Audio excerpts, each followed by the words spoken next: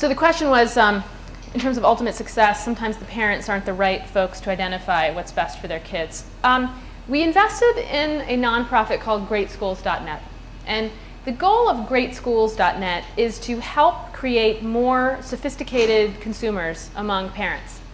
And so how it does that is a series of interactive tools to figure out what really does matter to you and what might be the best match for your child.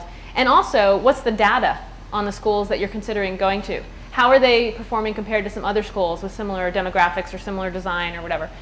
So it's our effort to begin to tackle that problem. It is really good at part of that problem, especially the sorting of schools and how's my school doing relative to other schools. The interactive parenting thing, this is where my psych background comes into play. You know, it's very hard to tell parents what's right for their kids. And it's very hard to help parents think about that question in a way that isn't, in a way that's sort of rational and based on what's happening for their child in school. So greatschools.net is our first effort at that. And I think that with that as a platform, it's probably going to need to be parent interaction.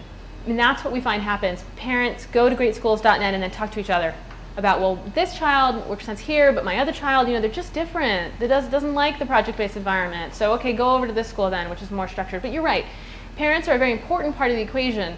And typically, particularly in low-income communities where parents may not have had successful public education experiences themselves, they're not very sophisticated about the data side of the equation and what they should be demanding. So we are working on helping parents get access to information and be more sophisticated in how they think about things. And it's a tough challenge, but you're right, it's a big part.